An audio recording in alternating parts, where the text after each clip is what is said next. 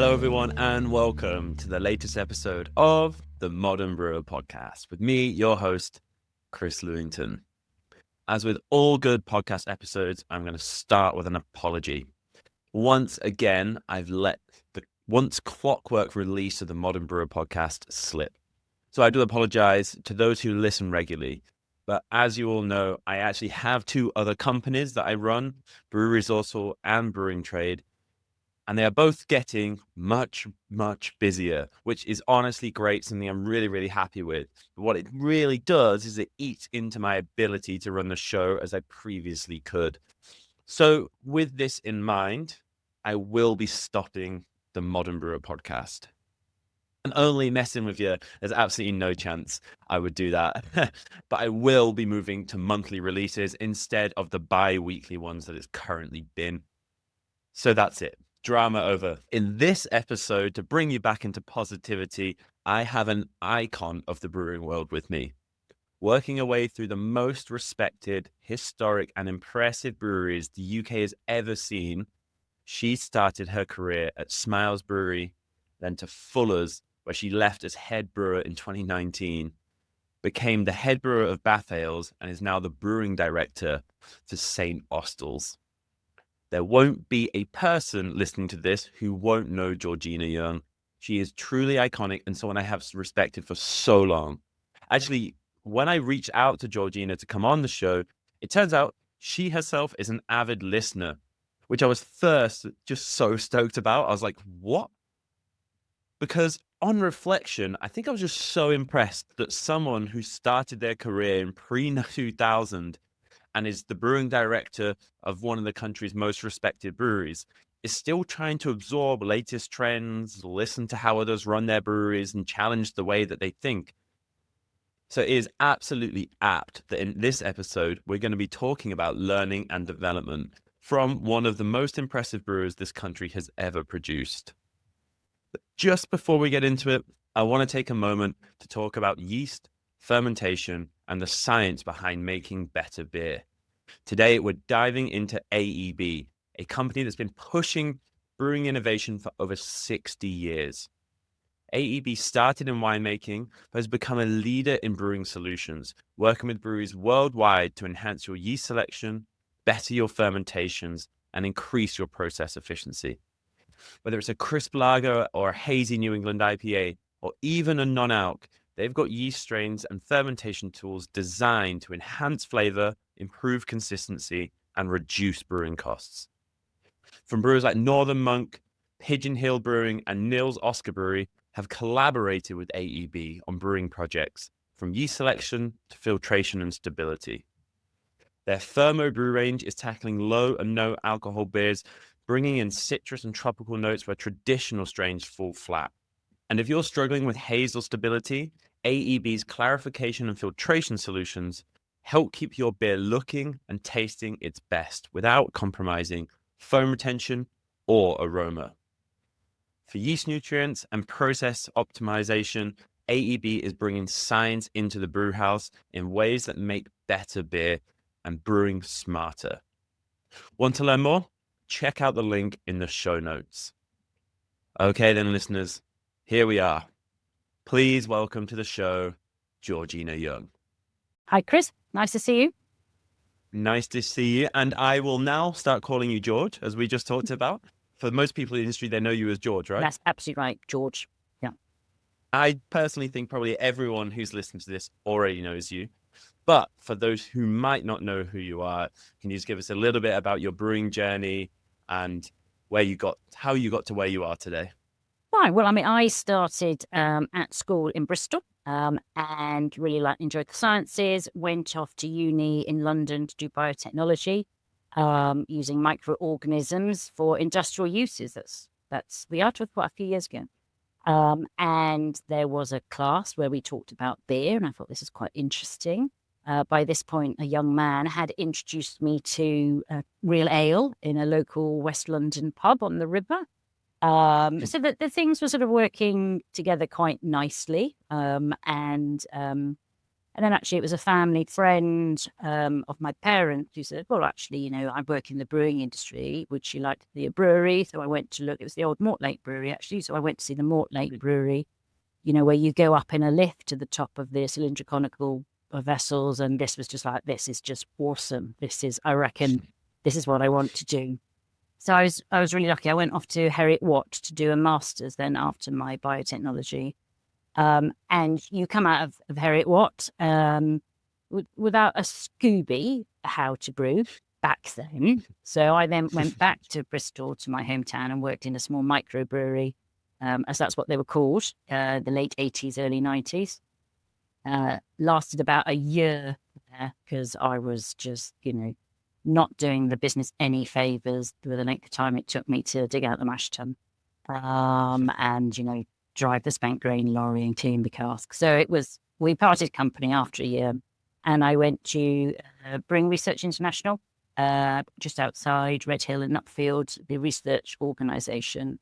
I was there, I think, for 6 or 7 years, actually, in its heyday, and met some amazing people and worked with amazing people while I was there, just running the pilot brewery.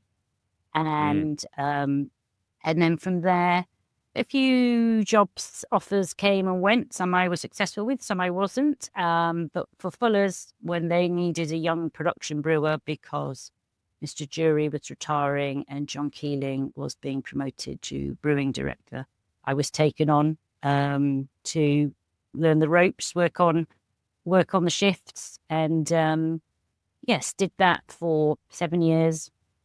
I'm sure we'll talk about that again a bit later, and then went off to do teaching for a while, and then lucky enough to come back to Fuller's for another 7 years, and doing all sorts of different things and roles. And then when ownership changed in 2019, I had the opportunity to come down to, Bath Ales first, as it was then, and then further on to St Austell. Quite tragic circumstances with Roger, who, again, many people in the industry will know, passing away. But, we were very close. So, he then asked me to carry on his legacy for St Austell. And obviously I sort of oversee both breweries now here in the Southwest as Brewing Director. So, so that's where I've got to where I am. So first brewing job was in 1992. So a lot of the audience probably weren't even in existence then. But hey ho, there we are. Oh, it's actually the year I was born. Well, there you go. It's some career. You definitely, I really find it fascinating about Fuller's. It seems to be such a hub of people who've really gone on to do so many amazing things. A lot of people I speak to is like, yeah, I was at Fuller's for this stint and this bit, especially in that, I guess, that 2000 period. But I mean, I don't know how much has changed now, but yeah. And you've worked, as I said, in so many incredible ones, and you've already mentioned at least 2 incredible brewers in that as well. Have you seen any of them as your mentors, and like how important do you think mentors are in brewing? I think mentors are important. I think actually if we just go back a stage to Brewing Research International, or people will probably know of Camden as it is now, although they don't have the brewing facilities down at Nuffield anymore. All the expertise is up at Chipping Camden. I work with people like Charlie Bamforth, John Hammond, Denise Baxter's, and if you're looking at papers, scientific papers now, these were the guys writing them, and I was making their beers for them, and I was lucky to learn so much from them and get my sort of technical grounding. So I think they were all mentors in a way. And then, like you say, yes, Fuller's was an absolute amazing organisation. Yeah, I do have to give John Keeling credit for being my mentor. He saw something in me, put all his faith in me back in 1999 when I joined. But I went through the hoops and the whatever you want to call it, working the shifts and in all the different areas. So I don't remember him being that close to him in those first early years. Obviously the brewing manager, Brendan Bray, was very, very good to me. And, we sort of all supported each other. And then I, was sort of then given a bit of a management position running the cask line. Once we put in, it was the old Morelands line actually that came out that we put in, and that was sort of a bit of a first project. And then I suppose that's where I first learned to write a standard operating procedure and to realize that actually you needed to have instructions. We couldn't all just rock up and whack in shives and keystones, and we needed to know what the finings rate was. And although you knew that, you kind of actually, people needed to know how to do that, and the best way to do that is to write it down, and have it visible for us. So so that's, I think, my first stint at Fuller's was brew house, fermentation. There was a tank farm project was involved with cask line and a little bit of kegging from what I remember. And then by this point, my husband, who has nothing to do with the brewing industry, I just have to point out, which is probably quite helpful, keeps a little bit of me sane. We had our second child, and then after that, it's been like, well, just needs to be a little bit more flexible here. So it was a painful decision to leave Fuller's at that point. I then got a bit restless. I thought, I'll go and be a teacher, because my parents were both teachers, and we all think we can teach. It's actually an incredibly hard profession. So I was teaching physics, chemistry, and biology in a comprehensive in Richmond. And again, everyone thinks Richmond is a lovely, leafy part of southwest London. But there's an awful lot of poverty in Richmond as well that we often don't see. So that was the next sort of 4 or 5 years, just keeping an eye in with Fuller's each year as things were changing. And was often asked to come and do the odd thing, but really thought, no, I must. The government supported me to be a science teacher. I must do my duty. So I then, but the draw of Fuller's was just too great. So eventually I came back in, I think it was 2013, actually. I was also quite fortunate that while I'd been away, another great friend and also a mentor to many in the industry, but also very helpful to me, was Derek Prentice, who had been at Young's.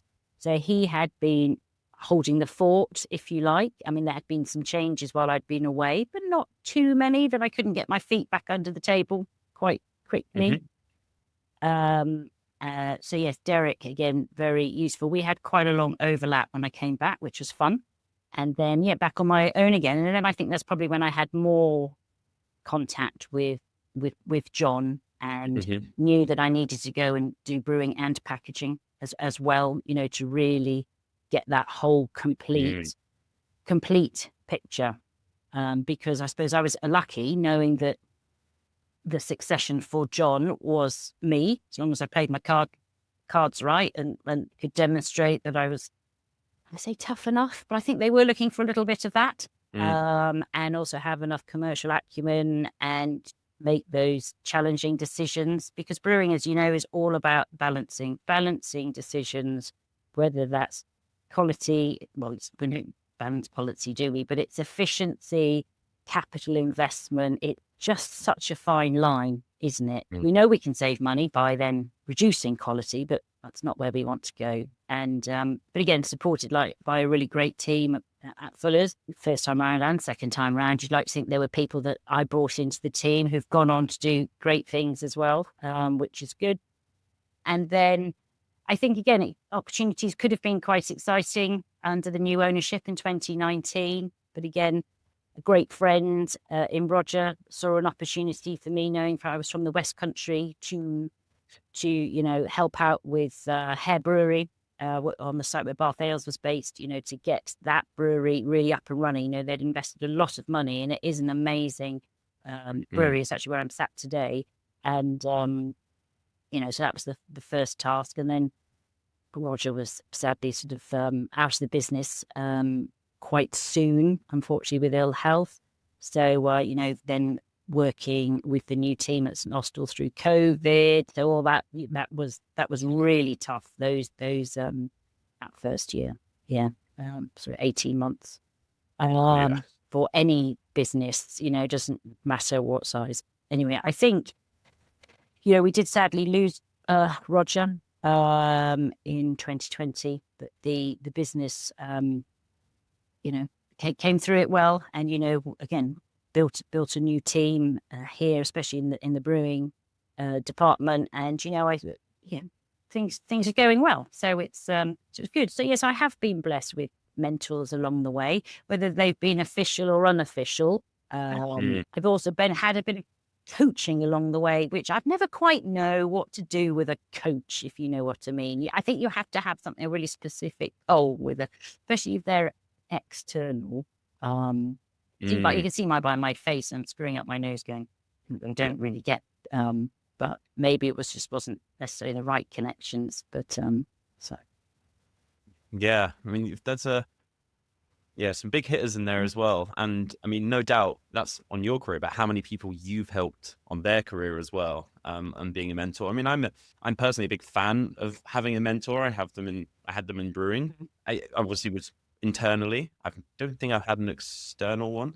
And then, with the things that I do now, I guess they are external because they're not part of my team. Yeah. But I have people who help me on certain things because I always know that there's just so many things you can learn from people. And then but what do you think, actually, from all those people you've had and the people you've mentored, what do you think are really important traits for some people who are mentoring other people? Yeah, I think, again, I'm lucky to have connections within the industry who I would reach out to. And with that, I would say, yeah, I'd like to think they've been helpful in that mentor capacity. When I just sort of said, coaching, wasn't sure about that. Those are external people who aren't in the industry. And I think if you're not from our brewing world, it is really hard to understand this, something that's in your heart, that's in your blood. If you got it, you're smiling. We all have it. But if you're not from that, I think people find it really hard to understand what we're talking about and the degree of passion that comes from making beers, which is what we all do. So I wouldn't say I have official mentors. There are people I really value their opinion and I reach out to, perhaps on specific subjects, like Proper Job 0.5, say, right, David Quain, I really need some help here. I want to talk to you. And, lucky enough that he'll, have a conversation with me and the team. So I suppose, being lucky in that respect. Yeah. And that's why I also like to try and be able to do that for people within the industry. Yeah. Being from Heriot Watt, you do try and take on graduates as and when you can, if you have a vacancy or a position, or others. Rob Topham is someone who's, gone on to really great things from Fuller's. Rob was a student when I was, a young brewer at Fuller's, and, I said, he wanted to have a bit more. I said, well, let's keep you for the year and see how that goes. And then he came back after he's graduated, and people like Rob, it's really great to see how Rob's doing and where he's got to. But I would also phone, Rob, what do you think I should do about this? It works both ways, doesn't it? Fergus is another great example who used to work in the lab at Fuller's when I was a young brewer, and said, you'd be a good brewer, come and be a brewer. And, there's a job available going in, Adams. It's quite good. I might go for it, but you'd be really good for it. Those kind of things, and now, Fergus, someone else you have to always phone and say, what do you think about this? I spend a lot of time in the car. So, I have a few brewers on hot dial. They go, oh God, George, where are you on the M5? I said, I'm just coming back, and we'll talk through whatever's going on or what the latest challenges are. So, yeah. That's so good. I mean, that's anything that's emphasizing the power of your network, right? That's something I think I've spoken about on a few episodes before. And when I was going through my career, I didn't quite put enough emphasis on that power of network, which I do now. And in my line of work, it's so good to have people you can just call to just double check or ask for their solution to a problem and see how they'd approach it. I think it's really refreshing. Yeah, and sometimes people haven't got time, and I'm the same. So people might ask me, do you know what? I'll get back to you. sometimes you forget, and then you Yeah. feel awful. But if you have got time, and again, I think that goes back to us all wanting to help each other out in this industry and not seeing us all as competitors and Mhm. And it's complex, right? There's so many things, especially when you get to that like director level, brewing director, production manager, you've ops, you have to learn and understand so much. And not even like the intricacies of brewing, but also, how yeah, sales work. You already mentioned it, you have to have that commercial brain, which is really important for that next step up. And it just all of a sudden you have to know so much about so many things. It becomes I think that's why it's really important to have those people who you can go and lean on when you need to. yeah, because I don't think you can be an expert on everything. I think Mm. as brewers, Hmm. we do really well with our cross functionality and our, we're Hmm. biologists, we're chemists, we're engineers, we're sort of financy, but it's, you have to surround yourself with experts and a good team. And yeah, we've got a packaging guy who's come in from Glaxo, and I was thinking, oh, wasn't sure about taking him first. But, actually, they do bring such a wealth of experience from other Hmm. industries. And uh,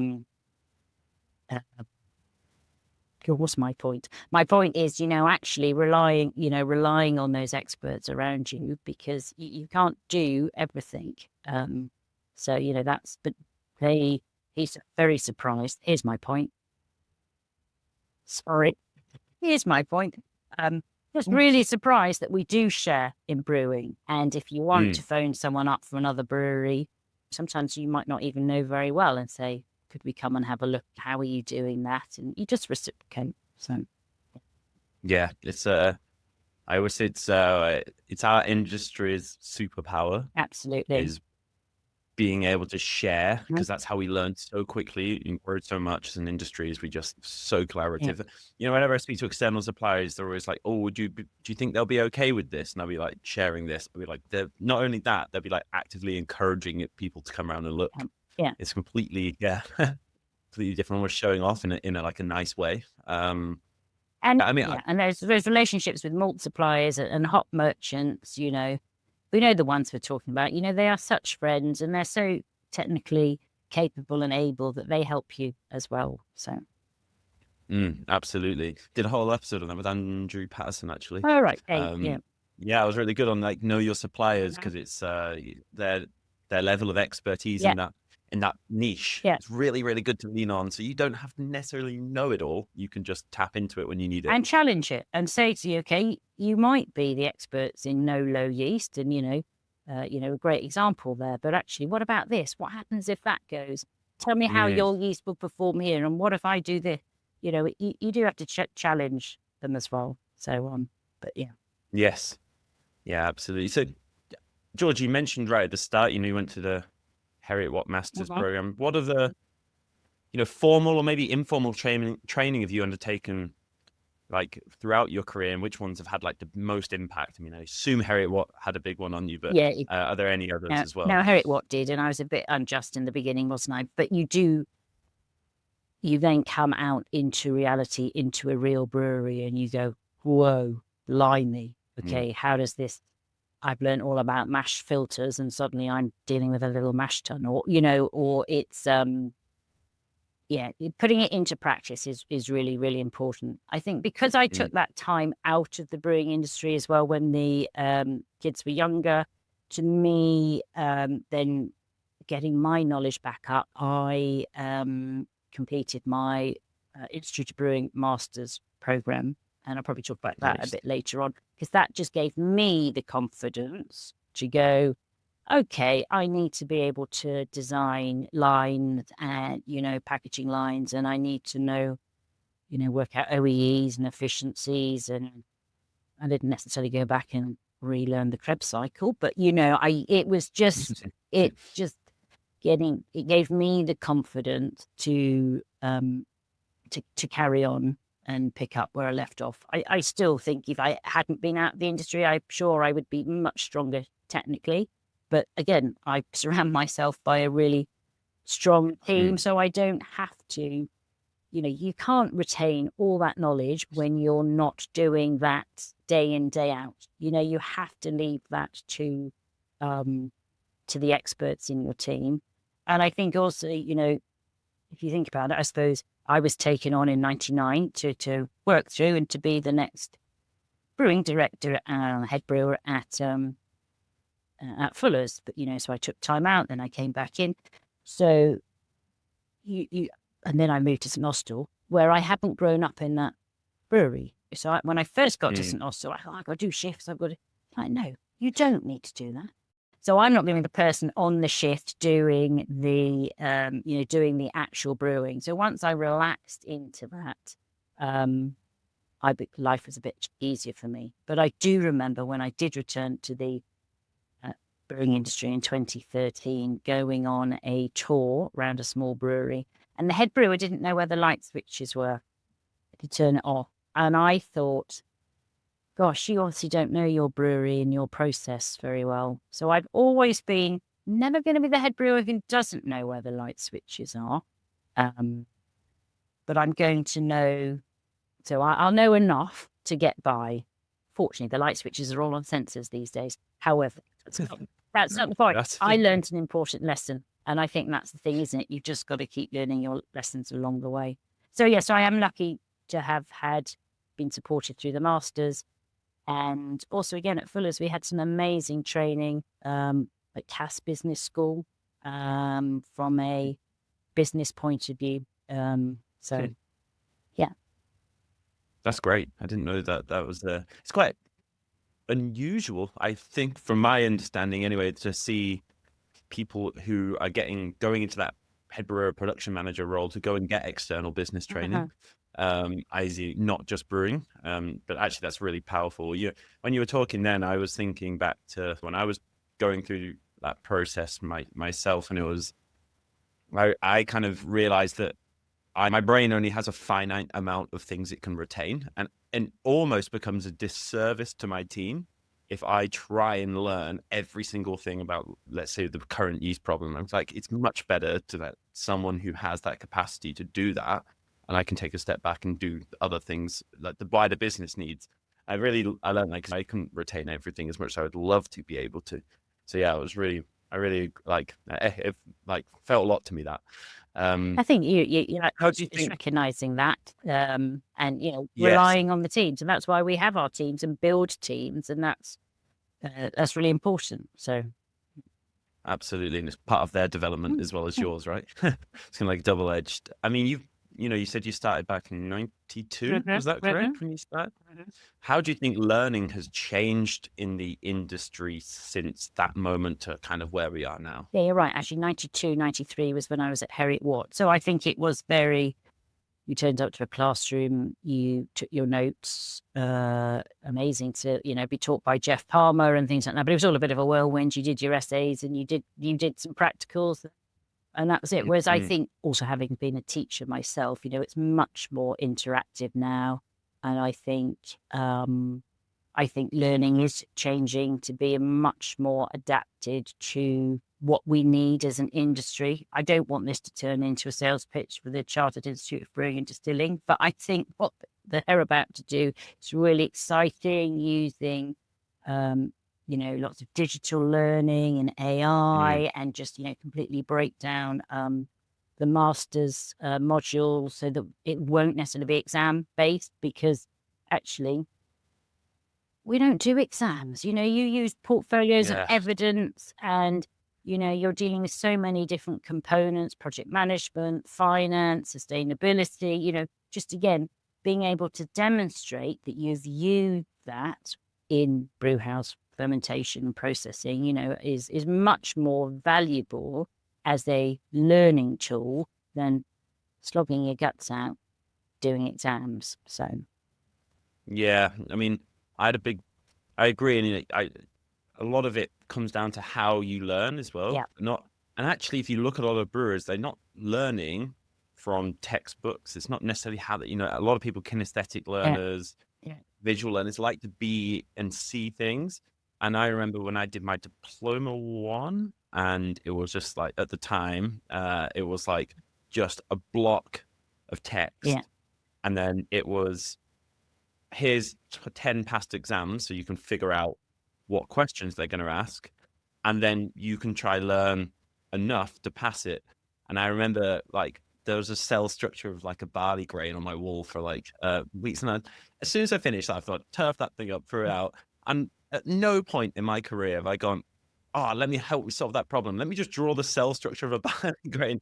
And I was like, it's like, what? Like, I don't know. I fell out with it a little bit just because I was like, would I not just be better off spending my time researching like specific problems in the brewery, trying to figure out what's causing them? I was in a very bit of a also, you know, I struggled with it a lot, so I was just probably looking for an excuse as to why. Yeah. I found them really difficult personally, but it's really great to hear. And I remember speaking to someone within the CIBD about this not that long ago and sharing that same story. And they're like, yeah, we recognize that learning has developed itself beyond what we used to do. And it's really great to see that they can do that, because I think it's so powerful to have that combination of education and practicality. Yeah. But it has to be really, they have to marry up, because I think if they don't, it doesn't work. And you're right. And that's also the master's level. You know, I think the diploma is still about learning the technical side, but I think the COVID drove the tutored guided learning, everything online. You know, so I think the material is much more modern and up to date. And obviously we have a lot of people within our team who do the diploma. In fact, the brewing managers, production managers are all diploma qualified. And they've gone through that tutored guided learning process. So you are talking with other people, you know, around the world, because actually it's global, and that's what's so amazing about the Chartered Institute of Brewing Distilling. So you might be in, you know, have a lecturer from South Africa who's, you know, worked in a very different scale brewery, you know, and then you'll have a couple of people from different all sizes of organizations, and you're just bouncing ideas and, you know, question, how would you answer that question from your perspective? So I think it has come a long way already, but I think there's got to have that technical grounding before you move on to the next stage. So yeah. And so how do you, because a lot of people who listen to this are working in like small to medium breweries. Like for them, what would you recommend that they focus on in learning development within their brew team? I think it's two things. I mean, there's so much compliance now within our industry. So I would definitely say, make sure your organization is giving you the right tool to understand risk assessments. You've got enough first aiders, fire, that kind of compliant. But for you in your technical development, if you haven't done anything, I would really try and sort of try and get on the, you know, the general certificate, or, you know, go and do a course up at Brew Lab Sunderland, or do something that gives you that technical understanding of why we mash at this, run off at this rate, why we can't boil, and, you know, all these things. Because I feel in the brewing industry, we do pass knowledge and process down from one to another. And that goes back to my standard operating procedures, which I think are absolutely critical, whatever size of organization you've got. You're all doing it the same, because the malt changes, the hop changes, they change every season. So you're dialing it in, aren't you, every year? And then your yeast as well. It's just doing what it wants if you don't look after it well enough. So it's so that's why standard operating procedures are so critical when our raw materials are so variable, because we have our specifications, and I'm sure every brewery does. So I think as a small brewer, just try and get some reasons why. But, you know, going back to the styles of learning, auditory learners, podcast, you know, again, none of this used to be available, did it? So, so this is your world and other people's world. You know, it's really helpful for everyone learning. So small brewers, is that balance. You've got to have some compliance, but just try and get something technical.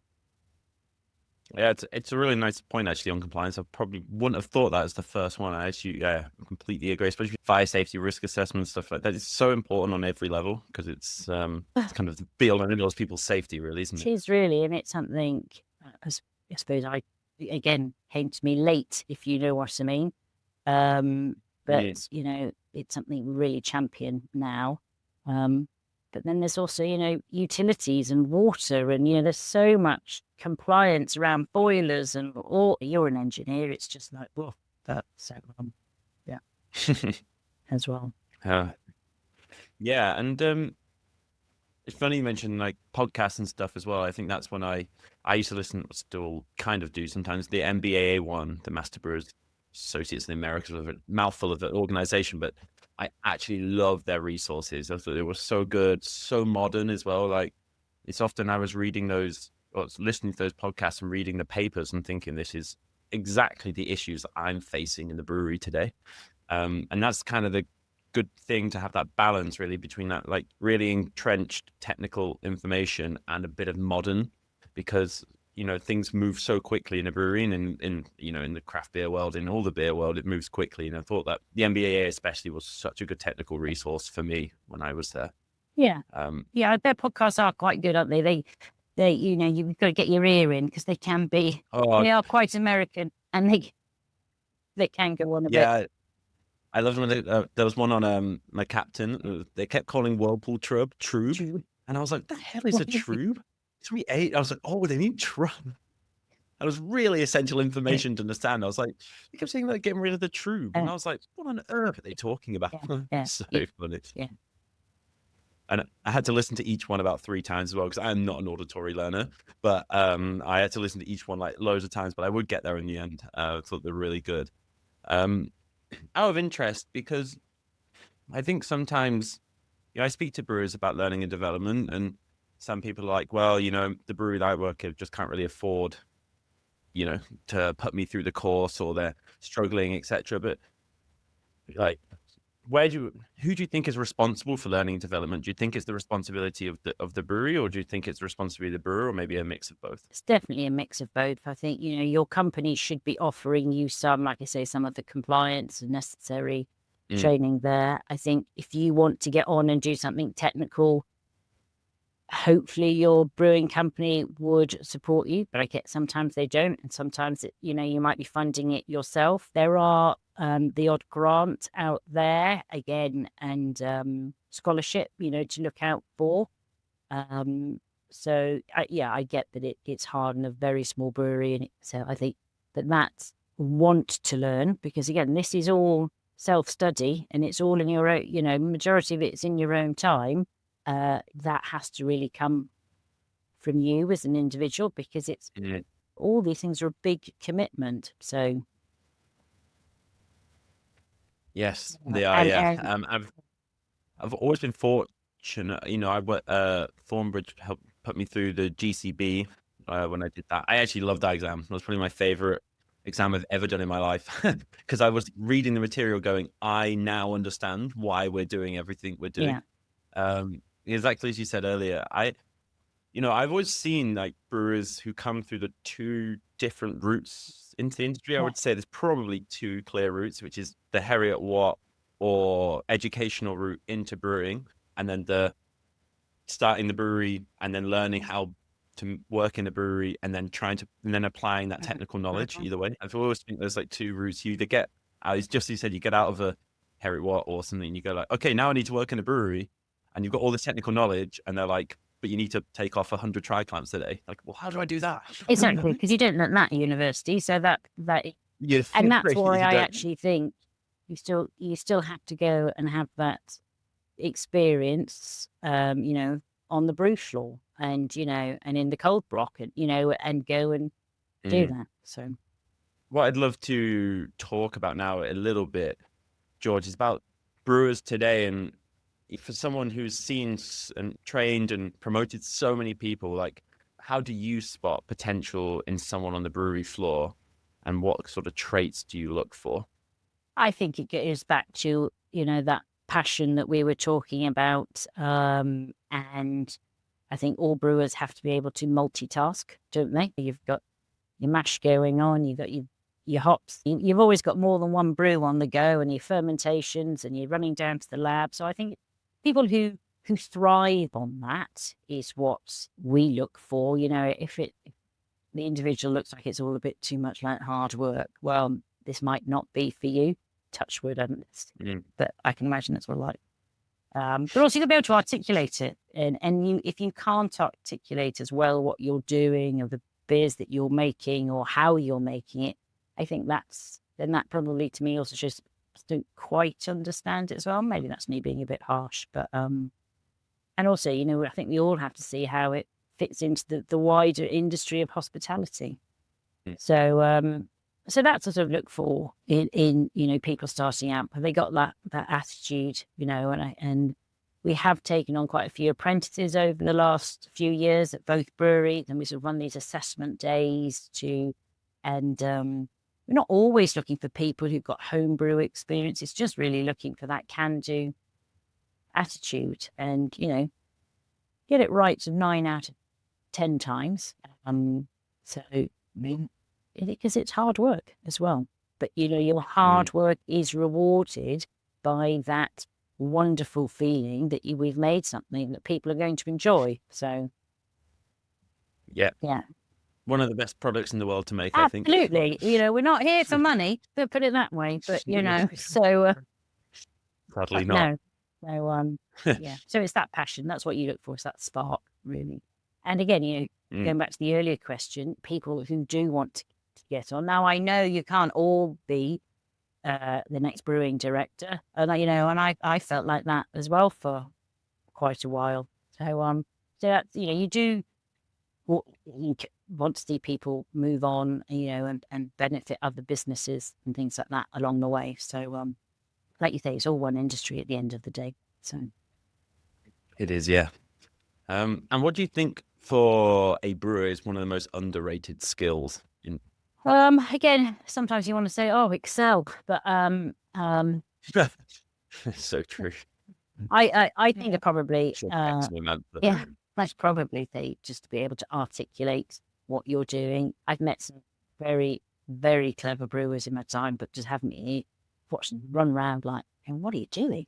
And they can't quite tell you what they're doing, but so I think to be able to articulate that, I think is because as I said, you've already demonstrated you're a biologist, a chemist, a chemical engineer, you're practical because you're making beer, but you've got to be able to sort of explain that not just to you, the next person, and we are the greatest salespeople, I think, brewers. So, what do you think are the most effective ways to train people? I know you advocate like the formal courses as well, but do you think there's a bit of like, how do you train people in the brewery as well as that formal education? Yeah, I mean, we obviously have it's not a specific trainer program, but we know the people who are good at training. We probably try and upskill them so that they can pass on that knowledge. Like I said, having a really robust set of standard operating procedures that don't sit on a shelf. They need to be used. They need to be looked at, and written as if you were doing this for the first time. So they are mammoth pieces of work. So, if you're coming in for the first time, again, it's just being with that slightly more experienced brewer or packer, to show you the right ways, but to also then give you the confidence to be able to make those decisions on your own. But, you'd like to think people are probably standing on their own within a month or so. It really depends what role they're doing, doesn't it, to be specific. But, if you're suddenly a shift brewer on night shift, running the whole of an Austell brew house, you probably take a bit longer than a month, if I'm honest. But and even if you're an experienced brewer coming in, every brewery is different. So, and we don't always have the luxury of being able to chaperone people, and that's why those SOPs are really important. So, absolutely. And some people are better trainers than others, and some people find it more natural, and that's why I go back to this, and being able to articulate what you're doing is really, really important, and being able to show the benefits of and the nuances of each brewery. If it's an older brewery, why this valve might just have to be turned 2.5 times to the left, and where it's they are. I think it's such a fantastic point to make, that not the best, okay, how do you put, not the best brewer, but not the most technical brewer makes the best trainer. And I think that's commonly, I saw it was like, who was the smartest brewer technically would be the one doing the training, but actually that it's not necessarily make you a good trainer. Same as like the best brewer on the floor doesn't make the best manager. It's all kind of similar. It's trying to spot, and it's so good, like spot the traits in the people where they're good at training. They don't necessarily have to be the best at that job to be able to train people. It's actually the ability to be able to articulate. I think it's really, really good point. I really like that. Something I've definitely seen throughout my career is there are people who just have such a special talent for training. Yeah. And if you can get those people, like, that's so powerful, because everyone learns so much quicker and develops quicker. It's really good. So that's probably the main thing we look for. Yes, being able to use data and interpret that and look at trends and all, again, really, really important. But actually, if you don't then know what to do with it, or then can't share it, then what's the point of doing it, really? So yeah, absolutely. Yeah. And, I think one of the most finite resources in every small to medium brewery is time. To be honest, I mean, people will argue money, but I think it's time, to be honest, is what I always hear is the very most common thing I hear is just, we don't have the time to do this. We're working full out. Everything's a nice to have outside of getting the job done. How do you give people that time and space in order to do this learning and development? Or do you generally think that people have to do this outside of work, or is this something that can be adopted to inside of work as well? I think obviously you've got if you're taking a new member of staff on, and hopefully we don't have to do that too often, but that if you invest that time, you're going to be more likely to be able to leave them on their own sooner rather than later and get back to your own. I suppose it's the external. So let's say you're doing your general certificate, it's going to be about 60 hours of study. You're working in a brewery, so a lot of what's going on, but it's still embedding that. So a lot of that would be done outside the expectation, really. But we do give people breaks in breweries, but if you're in that environment, you can still stay on afterwards and soak up what's going on, or go and talk to your colleagues about in areas that you don't necessarily know about. But I think the other training, if we want so many first aiders, we know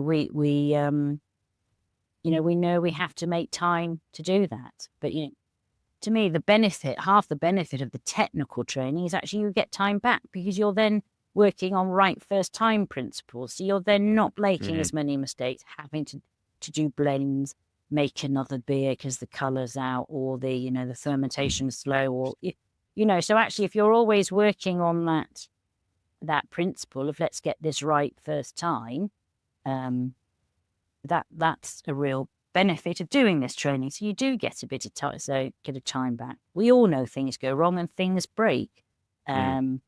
And we're lucky that to be of a size where we have a dedicated engineering team who are working on planned maintenance, but, can help if it's something that's reactive. But again, do we all have the right spares? No, of course we don't. So scrabbling around to find them, so you lose time there, don't you? So yeah, I agree with your point of time. It's just, how do you get more time back and also try and use it wisely? So, but again, yeah. So you see learning and development as an investment in time management in the future, right? Yeah, and I think again, it has to come from the individual, and I think the individual has to understand how much of their own time is required. So yes, we will support you as a business, but you have to also put your own time in.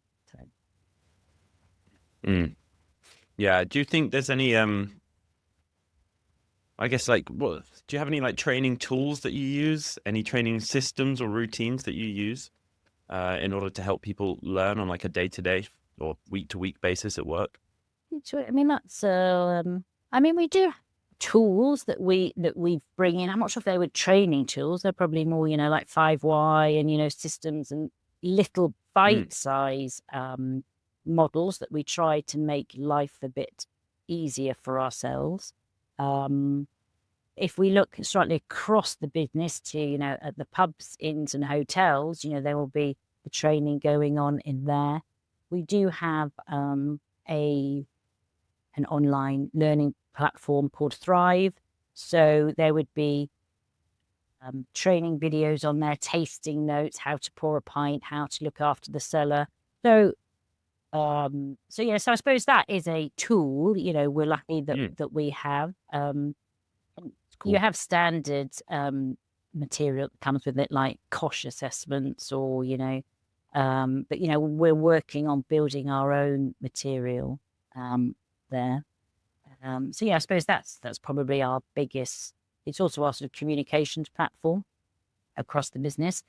But then if you're a drayman, you're driving or you're not sat on your phone looking at your training material, but everyone will have compliance modules on that they need to complete. And something that I introduced, again, bought it from Fuller's, is every year at the beginning of January have a health and safety stop day. So we actually stop and we don't open the pubs, which is quite incredible, until after lunch service. And in the breweries, we take a theme, 1 year it might be risk assessments, how to do a great risk assessment, and then we'll all go into small groups and do some. Or this year, actually, everyone had first aid training so that everyone was confident of being able to give CPR. So it's a huge investment from the business, but it just goes, how else do you do that? Going back to the time, but we've all learned an amazing skill, but and some people have already saved lives, which is just phenomenal. So it's an amazing story and a thing that the business is committed to do, which is fantastic. Yeah, that's really cool. And then when you put it like, oh, and some people have gone away and saved lives, really puts into context, like probably slightly more important than producing a morning's worth of. Yeah. I mean, we're talking about, the first January the first Monday in January, where people aren't really in the pubs. But yeah, one of our sales team, she had to perform CPR on her mother. And she said, if I had not learnt that at our health and safety stop day the year before, she said, my mum wouldn't be here. And that was really powerful for us to business. Yeah. And I think in the pubs, actually, there's not quite a lot of this, but, we fundraise and we have defibrillators in the pubs because, unfortunately, it's something that happens too often.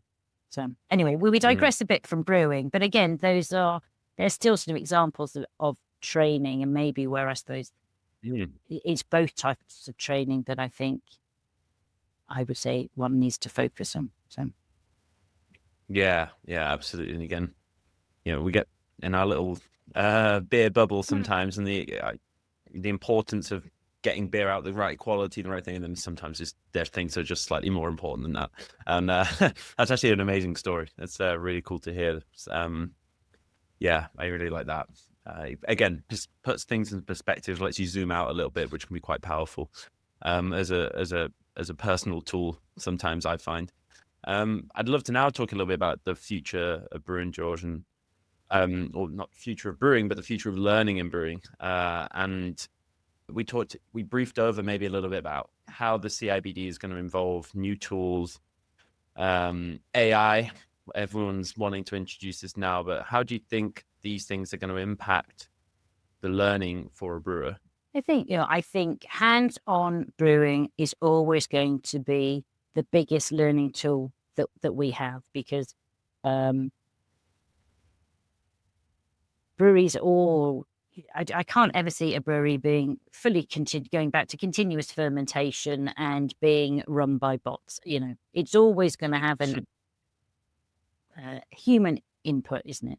So I think when we talk about AI, I think it's about using that those platforms to enable people to access materials and to be able to update learning materials and share experiences about much more. And I think the Chartered Institute, there's two things with being chartered.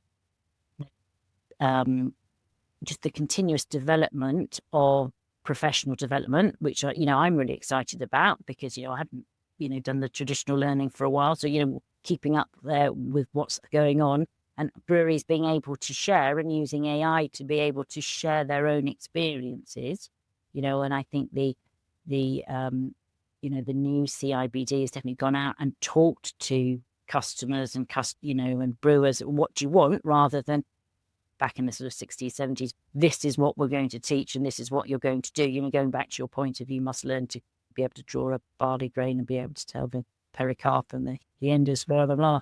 So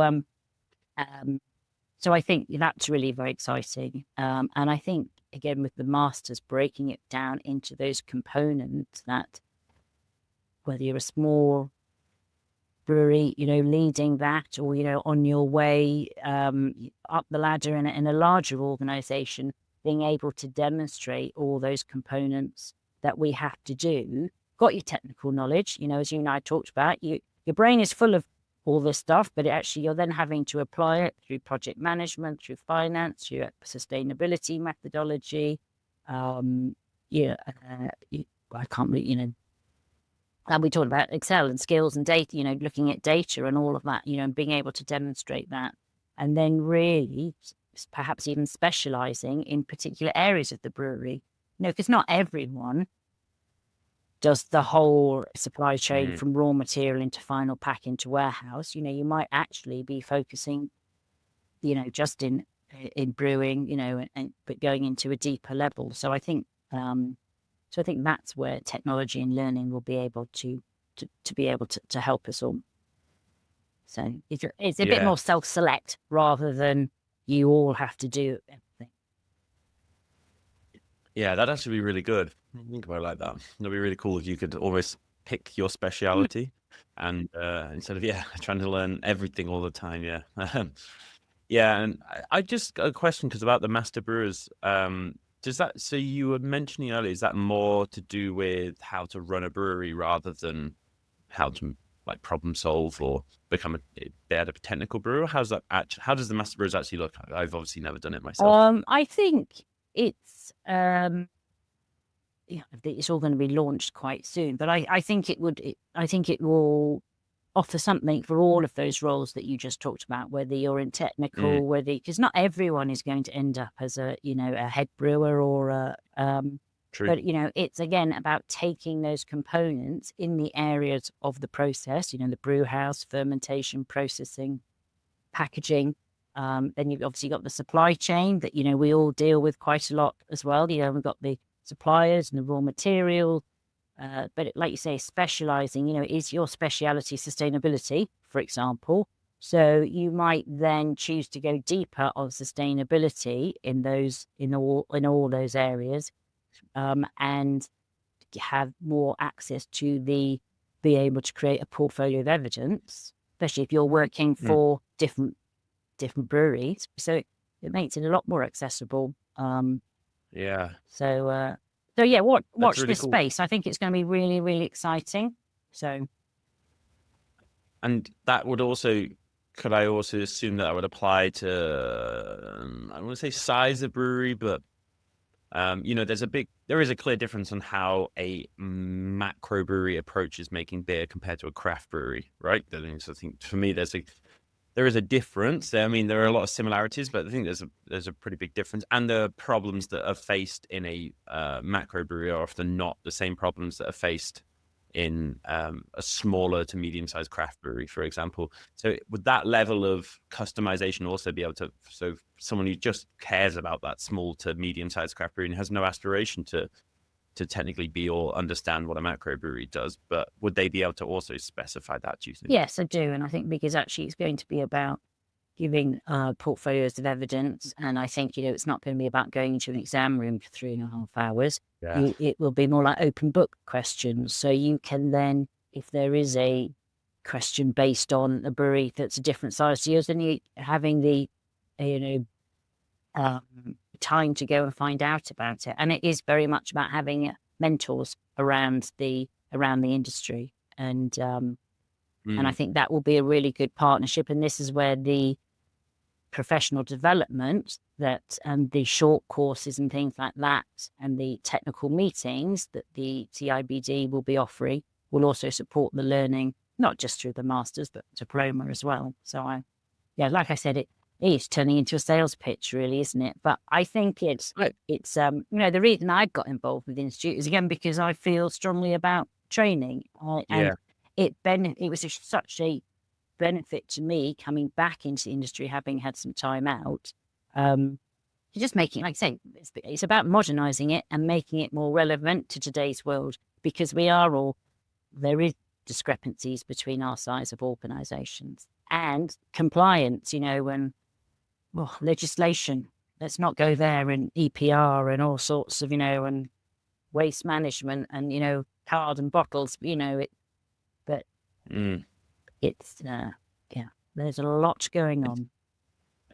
It's also really exciting just because, I think, as I said, when I was going through my learning and development through the technical side, as I said, I really struggled with it just because of the way it was doing. It's so great to hear that it's changing and becoming more customizable, I would guess. We talked about earlier in the way you learn and how important that is to not necessarily how much you learn, but the speed that you learn it at.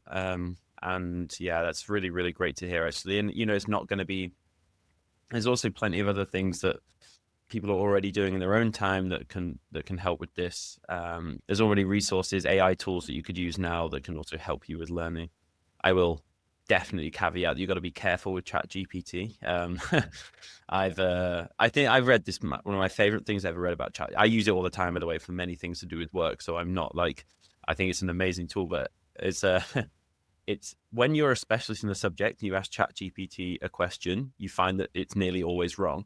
But when you're not a specialist in the subject, you ask ChatGPT and you take it as gospel. Yeah, that's a good. Yeah, it's so funny because every time I put something in, I'm like, that's absolutely not right about brewing, and I'll be like, silly, and I'll just ignore it. But it's so funny. But I think it has a lot of things it can do and things it can speed your learning and development up on the floor as well. I think it's. I recently used it for, actually, which I thought, I don't know if this is really that useful, but I had to change. I'd never seen this chiller in my life. I was working helping the brewery out, and I had to change, and then the engineer was away, so people didn't understand how to change some of the set points, and I got given like a PDF of the manual, and it was 300 pages long, load of languages. I just put in ChatGPT and said, how do I change the settings? And it was like, just do this, and I was like, what's the password? Because they always hide the password in those things, so difficult. And like 30 seconds later, change the password. I was like, it's pretty really useful.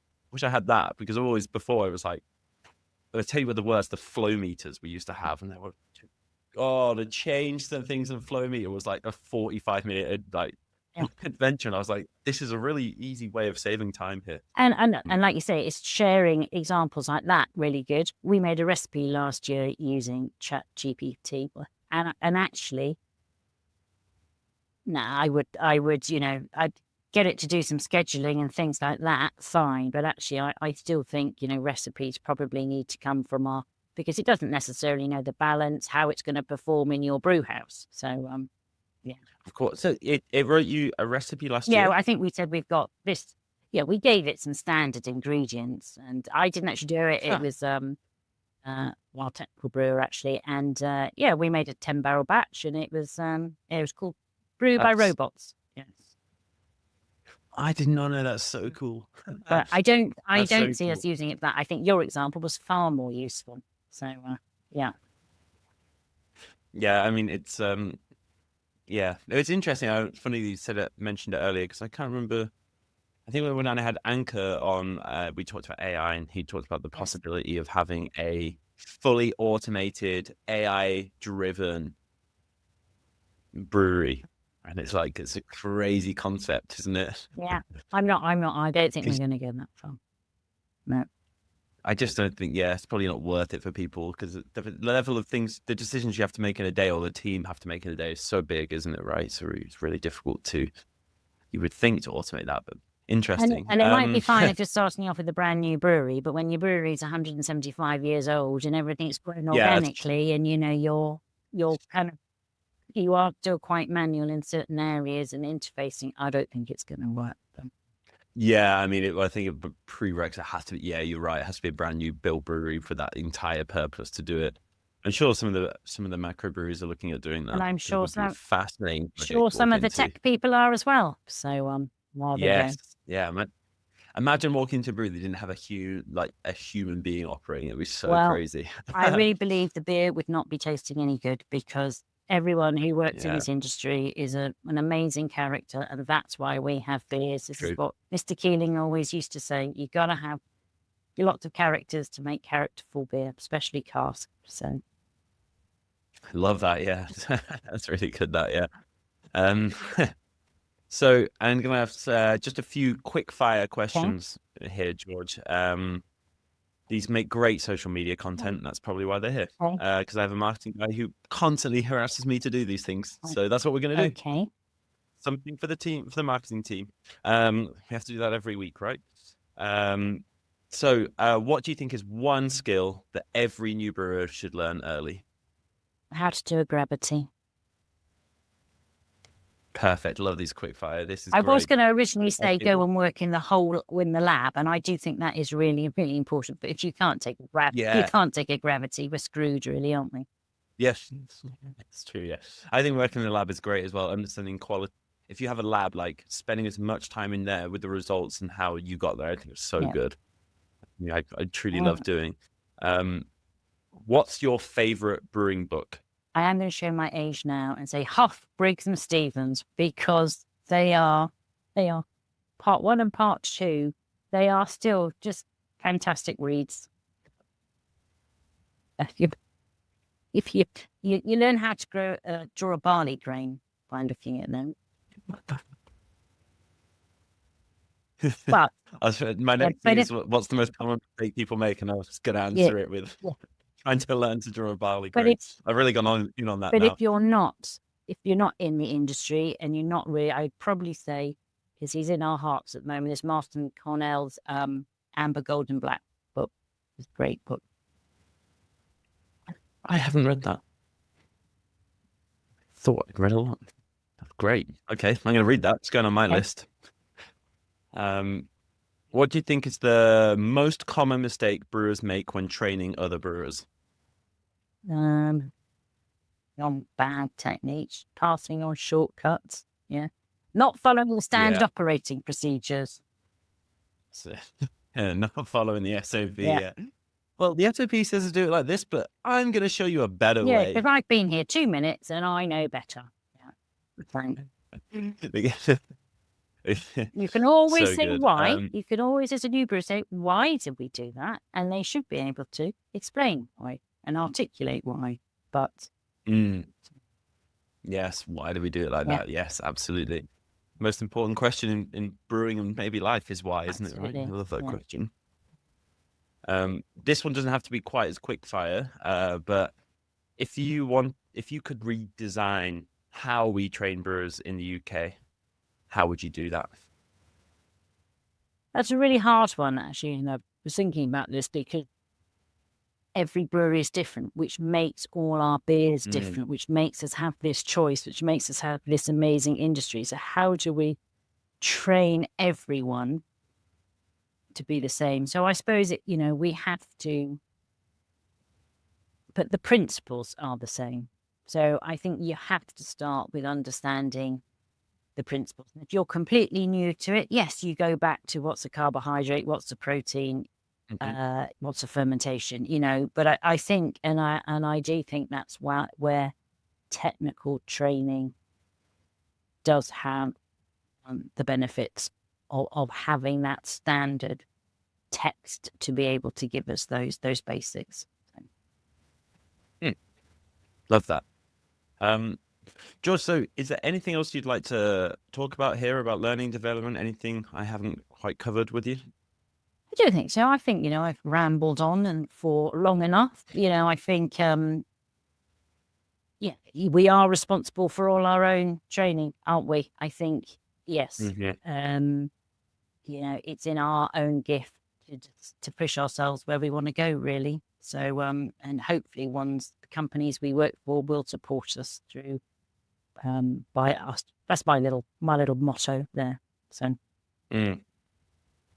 Yeah, and I like the sharing of resources amongst the team and everything as well. I think, like, if you find, we always used to do that when someone found a really good podcast on the NBA or a really good episode, like, it wouldn't become their knowledge. They'd share it with everyone. Yeah, it makes us all stronger as a team, doesn't it? Sharing that knowledge and and just we are inquisitive people. I think brewers are. We try different beers. We want to know why things are made, how those raw materials, what does that new hop taste like? So I think, and just going to the great industry events that happen, so and being together. I think it was at SIBA last year, 1 o'clock in the morning, and I remember we had one of our marketing team were there, and I think I must have bumped into Rob from Thornbridge, and before we're talking about, I don't know, hop extract, and I could just I looked at her and I just thought, I just said, I'm sorry, we just don't switch off. We don't know how to switch off. So yeah, because it's a thing of passion, right? It does. So like I really like that. So George, if there's are people okay? I'm going to ask you this actually quickly off air. Are people okay to get in touch with you, or is that? I mean, I heard how many emails you get a second. Of course they are, and I will try to get back to you. But okay, right. I will ask that question then. I just want to make sure I put that in there. I was like, well, I mean, does everyone want to listen to it? It's not like 10,000 people listen to this, so of course I will help, and I will appoint them in the right direction, mainly at this Chartered Institute of Brewing Distilling. But take a look. Yeah. So of course, Chris, thank you. No problem. I will put something in the show notes so people can get in contact with you should they have any questions or comments or feedback. But thank you just so much, George, for coming on. I really, really appreciate it. And I know how many people, I say this all the time, and I know how busy everyone is. So I really appreciate taking the time out to share your wisdom and experience with everyone. And I think it's absolutely apt that you were doing that on an episode about learning and development. So and it's just thank you again so much. Well, what an absolute privilege that was to have George on the show. For anyone who's listening, we also have it on YouTube as well, so you can watch it. Share it, please, amongst your colleagues, friends. We were talking about sharing knowledge and sharing things that you enjoy. So if you did enjoy the episode, please share that with your team, friends, and colleagues. Really appreciate you listening to the latest episode of the Modern Brewer Podcast, and I will see you next time.